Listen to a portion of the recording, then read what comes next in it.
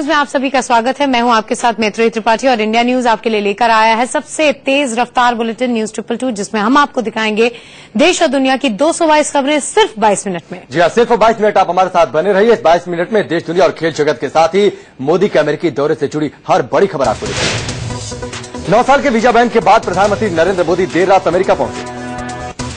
5 दिन यानी 100 से ज्यादा घंटे के इस दौरे में मोदी 50 से ज्यादा कार्यक्रमों में हिस्सा लेंगे। प्रधानमंत्री मोदी न्यूयॉर्क में अलग रंग में नजर आए। उन्होंने मैरून रंग का इंडो वेस्टर्न कोट पहना था।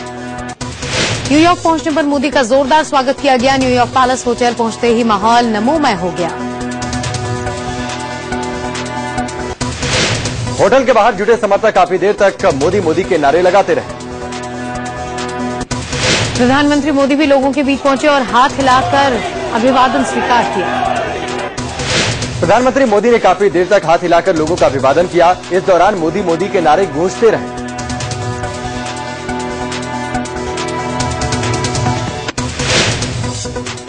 होटल के बाहर मौजूद लोगों के हाथ में मोदी के पोस्टर भी थे। लोगों के हाथों में पोस्टर था जिस पर लिखा था अमेरिका लव मोदी। प्रधानमंत्री मोदी ने कुछ लोगों से हाथ भी मिलाया। लोगों में मोदी को लेकर जबरदस्त उत्साह दिखा। मोदी प्रोटोकॉल तोड़कर इन लोगों से मिले। लंबी यात्रा करने के बावजूद वो सीधे होटल नहीं गए, बल्कि सड़क किनारे लोगों से मिले। इस पूरे सफर के दौरान मोदी लगातार हाथ हिलाकर लोगों का अभिवादन करते रहे। मोदी की एक झलक पाने के लिए हजारों की भीड़ जुटी थी। लोग अपने कैमरे में मोदी की तस्वीर उतारने को लेकर काफी उत्साहित दिखे। मोदी एक जगह रुके भी और इस भव्य स्वागत के लिए हाथ हिलाकर लोगों को धन्यवाद भी दिया। प्रधानमंत्री जब होटल की तरफ बढ़ने लगे तो वंदे मातरम के नारे गूंजने लगे। मोदी के स्वागत के लिए भारी संख्या में अमेरिका में रह रहे भारतीय पहुंचे थे। मोदी जितनी देर भी होटल के बाहर थे, सुरक्षा कर्मियों के पसीने छूटे थे। वो बार बार भीड़ को मैनेज करते दिखाई दिए। करीब 4 मिनट तक प्रधानमंत्री मोदी लोगों के बीच रहे और उनका अभिवादन स्वीकार किया। इसके बाद मोदी सुरक्षा घेरे के साथ होटल के अंदर की ओर बढ़ गए। प्रधानमंत्री न्यूयॉर्क पैलेस होटल में ठहरे हुए हैं। मोदी होटल की 15वीं मंजिल पर रुके हैं। इससे पहले प्रधानमंत्री मोदी कड़ी सुरक्षा के बीच न्यूयॉर्क पैलेस होटल पहुंचे। प्रधानमंत्री की सुरक्षा में अमेरिकी और भारतीय सुरक्षा कर्मी दोनों लगे हुए हैं। न्यूयॉर्क होटल के बाहर इंडिया न्यूज की टीम भी मौजूद थी। हमने मोदी के स्वागत के लिए आए भारतीयों से बातचीत की। इन लोगों के हाथ में भारत मां की जय के नारे वाले पोस्टर दिखे। पीएम मोदी के आने से पहले ही लोगों ने मोदी मोदी के नारे लगाने शुरू कर दिए। लोगों ने मोदी को भारत मां का शेर बताया और नारे लगाए। मोदी के स्वागत के लिए बूढ़े से लेकर जवान और महिलाओं से लेकर बच्चे तक जुटे थे। मोदी की एक झलक पाने के बाद इंडिया न्यूज के कैमरे पर लोगों ने अपनी खुशी जाहिर की। लोग मोदी से मिलकर झूम रहे थे।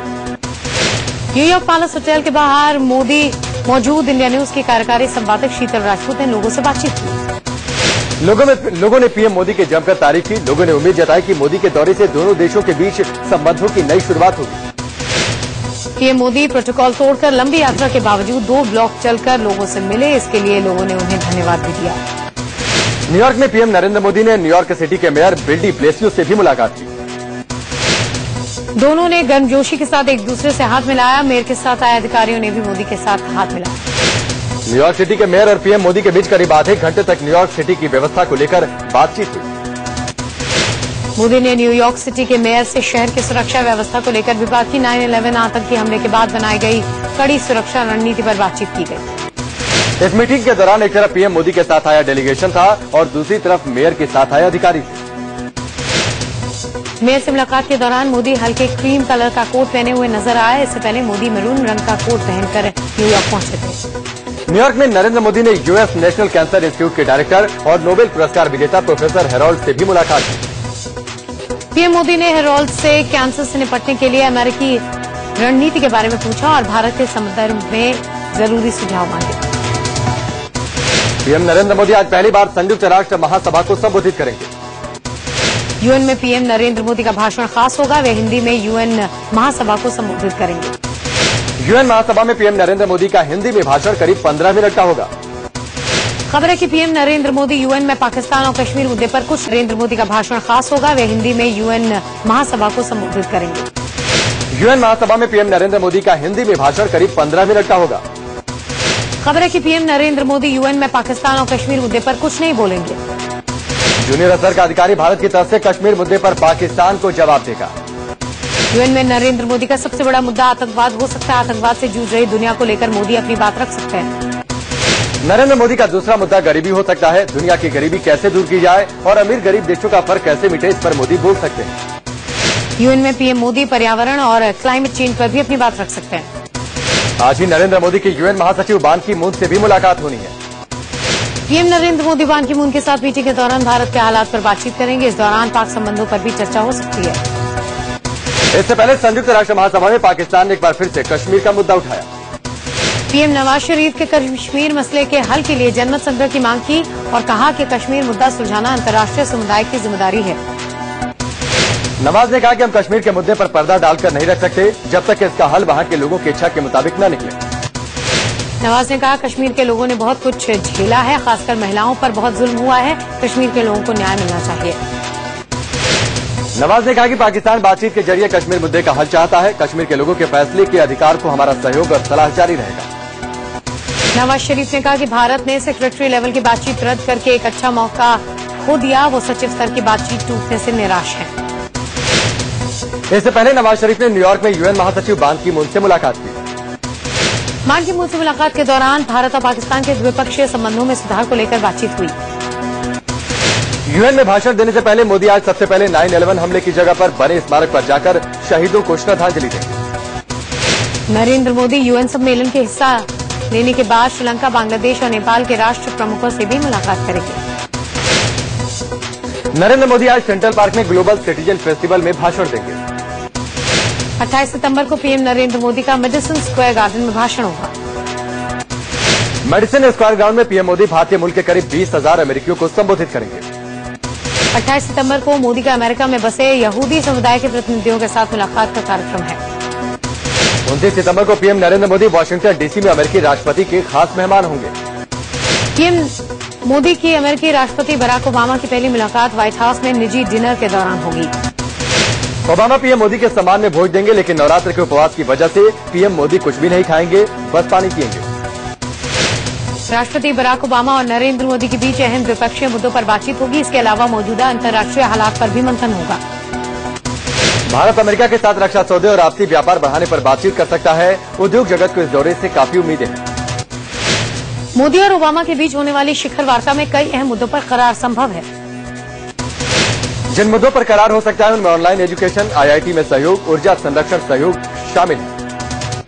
इसके अलावा अपनी यात्रा के दौरान मोदी पूर्व राष्ट्रपति बिल क्लिंटन और हिलरी क्लिंटन से भी मिलेंगे। मोदी का 3 राज्यों के गवर्नर से मुलाकात का भी कार्यक्रम है।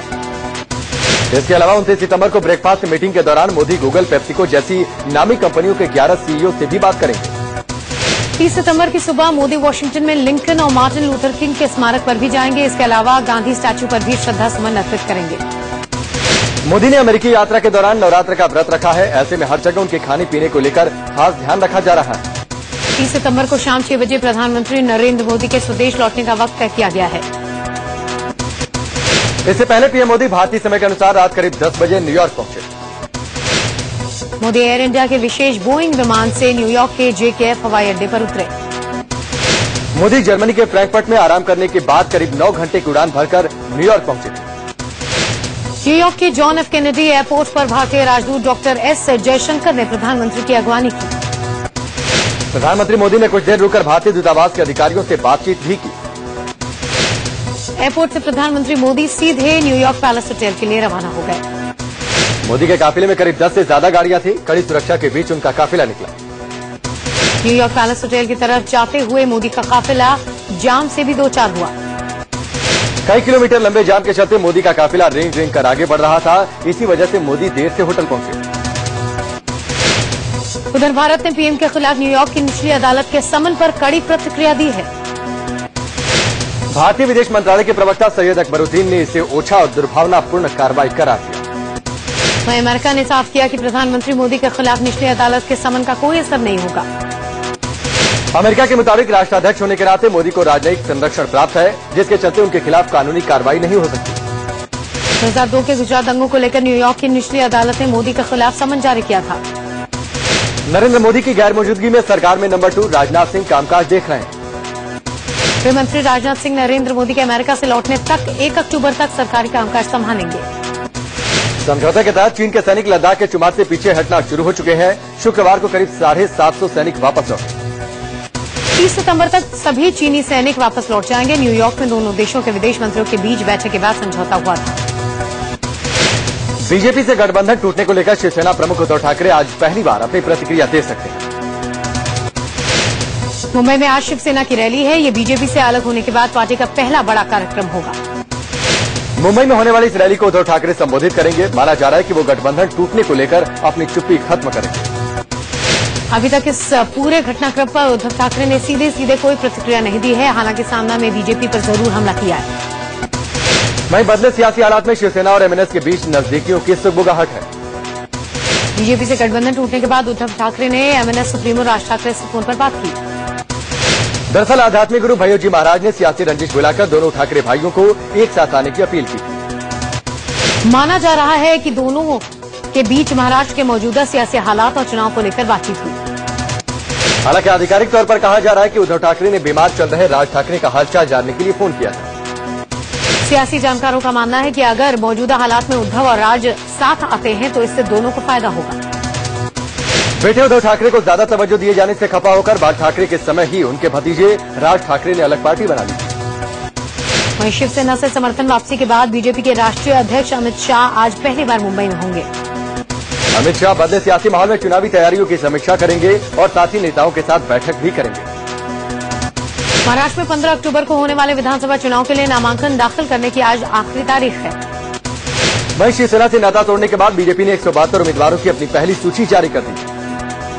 इस सूची में प्रदेश अध्यक्ष देवेंद्र फडणवीस, एकनाथ खड़से और विनोद तावड़े समेत 36 मौजूदा विधायकों के नाम शामिल हैं। बीजेपी अध्यक्ष देवेंद्र फडणवीस नागपुर साउथ वेस्ट से तो एकनाथ खड़से मुक्तिनगर सीट से मैदान में।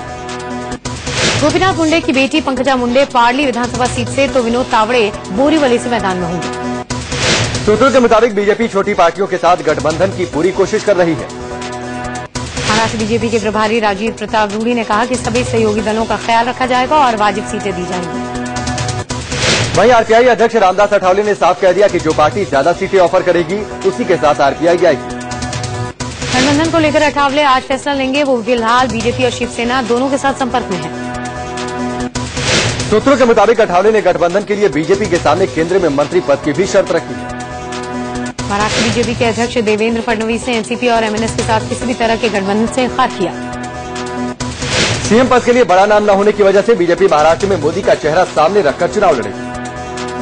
दशहरे के बाद पीएम नरेंद्र मोदी महाराष्ट्र में चुनाव प्रचार कर सकते हैं। बीजेपी के महाराष्ट्र प्रभारी राजीव प्रताप रूडी ने कहा कि पार्टी ने मोदी के अधिक से अधिक रैलियों की योजना बनाई है। वहीं कांग्रेस ने नाता तोड़ने के बाद एनसीपी ने भी 131 उम्मीदवारों की अपनी पहली सूची जारी कर दी है। एनसीपी के इस लिस्ट में पूर्व उप मुख्यमंत्री अजित पवार और कद्दावर नेता छगन भुजबल समेत तमाम मंत्रियों के नाम शामिल हैं। एनसीपी के कद्दावर नेता छगन भुजबल येवला तो उनके बेटे पंकज नंदगांव से मैदान में होंगे। चुनावी माहौल में एनसीपी को बड़ा झटका लगा है। एनसीपी कोटे के मंत्री संजय सावकारे बीजेपी में शामिल हो गए। भुसावल से विधायक सावकारे की काफी दिनों से अनदेखी हो रही थी। एक पूर्व विधायक से भी उनकी अनबन थी, लिहाजा उन्होंने बीजेपी का दामन थाम लिया। सूत्रों के हवाले से खबर है कि महाराष्ट्र में कांग्रेस समाजवादी पार्टी के साथ कोई गठबंधन नहीं करेगी। इससे पहले महाराष्ट्र में समाजवादी पार्टी के नेता अबू आजमी ने कहा कि उनकी पार्टी 8 से 10 सीटें चाहती है। एनसीपी के समर्थन वापस लेने के चलते अल्पमत में आई सरकार के मुखिया पृथ्वीराज चौहान ने सीएम पद से इस्तीफा दे दिया। पृथ्वीराज चौहान ने राज्यपाल से मुलाकात की और प्रदेश के मौजूदा राजनीतिक हालात की जानकारी दी। महाराष्ट्र में नेता विपक्ष एकनाथ खड़से ने राज्यपाल से मुलाकात कर राष्ट्रपति शासन लगाने की मांग की। गुरुवार को एनसीपी ने सरकार से समर्थन वापस लिया था और पार्टी के सारे मंत्रियों से इस्तीफा दे दिया था। हरियाणा विधानसभा चुनाव के लिए पर्चा भरने की आज आखिरी तारीख है। मतदान 15 अक्टूबर को होगा। शुक्रवार को हरियाणा जन चेतना पार्टी के अध्यक्ष विनोद शर्मा नामांकन के लिए अपने हजारों समर्थकों के साथ पहुंचे। अंबाला में जुलूस के दौरान हरियाणा जन चेतना पार्टी के चुनाव निशान गैस सिलेंडर के साथ हजारों कार्यकर्ता मौजूद थे। विनोद शर्मा ने कहा कि कांग्रेस की लोकसभा चुनाव में जितनी दुर्गति हुई थी, विधानसभा चुनाव में उससे भी ज्यादा होगी। विनोद शर्मा ने यह भी कहा कि चुनाव के नतीजे चाहे जो भी हों, लेकिन वो भविष्य में कभी भी कांग्रेस से संबंध नहीं रखेंगे। इससे पहले हरियाणा जन चेतना पार्टी के अध्यक्ष और पूर्व केंद्रीय मंत्री विनोद शर्मा ने 19 उम्मीदवारों की लिस्ट जारी की। हरियाणा जनहित कांग्रेस तय हुए गठबंधन के मुताबिक एचजेसीपी 25 सीटों पर चुनाव लड़ रही है। हरियाणा की कालका सीट से सामाजिक कार्यकर्ता शक्ति रानी शर्मा को हरियाणा जन चेतना पार्टी ने उम्मीदवार बनाया है। वहीं कुलदीप बिश्नोई की पार्टी हरियाणा जनहित कांग्रेस ने बाकी के 7 उम्मीदवारों का ऐलान भी कर दिया। दिल्ली हाईकोर्ट ने जमानत पर जेल से छूटे हरियाणा के पूर्व मुख्यमंत्री ओम प्रकाश चौटाला को 17 अक्टूबर तक सरेंडर करने को कहा है। ओम प्रकाश चौटाला जेबीटी भर्ती परीक्षा में धांधली के दोषी पाए गए थे, जिसके बाद उन्हें तिहाड़ जेल भेजा गया।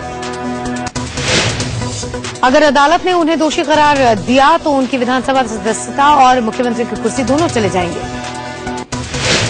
18 साल की लंबी कानूनी लड़ाई लड़ने के बाद तमिलनाडु के मुख्यमंत्री जयललिता पर आज फैसला आएगा। बेंगलुरु की एक विशेष अदालत उनके और उनके 3 सहयोगियों के खिलाफ आय से अधिक संपत्ति मामले में फैसला सुनाएगी। जयललिता पर 1991-96 के दौरान सीएम रहते ज्ञात स्रोतों से 66 करोड़ रुपए अधिक संपत्ति इकट्ठा करने का आरोप। जयललिता के अलावा उनके सहयोगी शशिकला व 2 रिश्तेदारों को भी इस मामले में आरोपी बनाया गया है।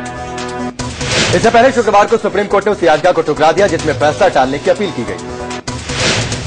याचिका में तर्क दिया गया कि इस फैसले के चलते राज्य में कानून व्यवस्था की समस्या पैदा होगी। सुप्रीम कोर्ट के मुख्य न्यायाधीश जस्टिस तारिम लोढ़ा आज रिटायर हो रहे हैं। जस्टिस एचएल दत्तू उनकी जगह लेंगे।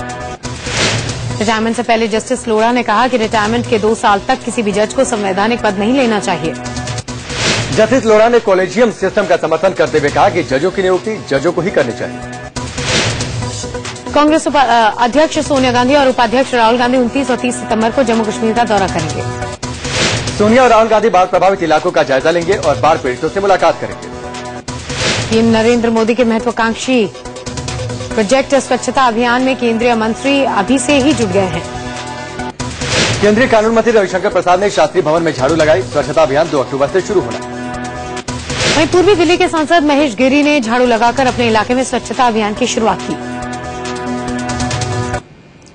दिल्ली के मयूर विहार इलाके में एक अनजान फोन कॉल ने पुलिस की नींद उड़ा दी। किसी ने हिल्टन होटल को बम से उड़ाने की धमकी दी थी, जिसके बाद होटल के आसपास सुरक्षा बढ़ा दी गई। यूपी के मुजफ्फरनगर में कलेक्ट्रेट परिसर में पति पत्नी और बहू का जबरदस्त ड्रामा देखने को मिला। कलेक्ट्रेट परिसर में ही प्रेमिका ने अपने प्रेमी की जबरदस्त पिटाई कर दी। प्रेमिका को इस बात की शिकायत थी कि उसके प्रेमी ने शादीशुदा होने की बात उससे छुपाई। मध्य प्रदेश के बड़वानी में एक ट्रैफिक पुलिसकर्मी ने सरेआम एक शख्स को लात घूंसों से पीट दिया। पीड़ित रहम की भीख मांगता रहा, लेकिन पुलिसकर्मी ने उसकी एक नहीं सुनी। दरअसल श्रम मंत्री का काफिला जब यहां से गुजर रहा था, तभी ये पीड़ित गलती से बीच में आ गया था। यूपी के बाराबंकी में ट्रैक्टर ट्रॉली पलटने से 6 लोगों की मौत हो गई, जबकि 1 दर्जन से ज्यादा लोग जख्मी हो गए। ट्रैक्टर ट्रॉली में सवार सभी लोग मुंडन संस्कार के लिए जा रहे थे। बाराबंकी के नगराम के पास यह हादसा हो गया। जम्मू कश्मीर के डाउनटाउन इलाके में आतंकवादियों के हमले में सीआरपीएफ का एक जवान शहीद हो गया। आतंकवादियों ने गश्त लगा रहे सीआरपीएफ के जवानों पर फायरिंग की और फरार हो गए। हमले के बाद सुरक्षा बलों ने इलाके की घेराबंदी कर दी। आतंकियों की तलाश भी की, लेकिन वो नहीं मिले। पंजाब के मनसा में छेड़खानी का विरोध करने पर बदमाशों ने एक शख्स की हत्या कर दी, जबकि उसके 3 चचेरे भाइयों को जख्मी कर दिया। हत्या का आरोप 6 लोगों पर लगा है। पुलिस उनकी तलाश कर रही है। पंजाब के कपूरथला में घरेलू झगड़े के दौरान एक शख्स ने अपनी पत्नी और 4 साल के बेटे की बेरहमी से हत्या कर दी। उसने विदेश में रहने के दौरान दूसरी शादी की थी, जिसे लेकर पहली पत्नी से उसका अक्सर झगड़ा होता था। यूपी के बदायूं से डबल मर्डर का सनसनीखेज मामला सामने आया। जमीन विवाद में एक बच्चे सहित 2 लोगों की मौत हो गई। 2 पक्षों के बीच इस जमीन विवाद में पहले भी कई बार झगड़ा हो चुका था, लेकिन इस बार जब दोनों पक्ष आमने सामने हुए तो फायरिंग हो गई। 2 पक्षों के बीच इस फायरिंग में 15 साल के अजवेंद्र और सुनवेश की मौत हो गई। यूपी के शाहजहांपुर में एसिड अटैक का दिल दहला देने वाला मामला सामने आया। यहाँ एक शख्स ने शक के चलते अपनी पत्नी और 2 बच्चों के ऊपर एसिड डाल दिया, जिससे पत्नी और बच्चे गंभीर रूप से जख्मी हो गए। यूपी के शामली में 4 दिनों से गायब 2 भाइयों का शव जमीन में दबा मिला। मुंबई से सटे विरार में मुंबई अहमदाबाद हाईवे पर बंद पेटी में एक शव मिलने से सनसनी फैल गई। मृतक युवक का चेहरा बुरी तरह से कुचला हुआ था, ताकि उसकी पहचान न हो सके। पंचकुला से लव जिहाद का मामला सामने आया है। सलमान नाम के शख्स पर एक नाबालिग को बहला फुसलाकर जबरन धर्म परिवर्तन कराने का आरोप लगा है। सलमान पर आरोप है कि वो नाबालिग को मुजफ्फरनगर लेकर गया, वहां जबरन धर्म परिवर्तन कराकर उसे बेचने की भी कोशिश की। आज यूपी के मुख्यमंत्री अखिलेश यादव लखनऊ मेट्रो रेल परियोजना के लिए भूमि पूजन करेंगे। दिल्ली हाईकोर्ट ने एक जनहित याचिका पर सुनवाई करते हुए केंद्र सरकार और चिड़ियाघर के अधिकारियों से जवाब मांगा। 30 सितंबर को लेकर 6 अक्टूबर तक 1 हफ्ते तक बैंकों का कामकाज बंद रहेगा। दरअसल 30 सितंबर और 1 अक्टूबर को बैंकों में क्लोजिंग डे होने के चलते सिर्फ इंटरनल काम होगा। अधिकतर बैंकों में 2 अक्टूबर को गांधी जयंती और 3 को दशहरे की छुट्टी है। 4 अक्टूबर को शनिवार है, यानी आधे दिन का ही काम होगा। वहीं 5 अक्टूबर को रविवार है और 6 अक्टूबर को बैंकों में बकरीद की छुट्टी दी गई।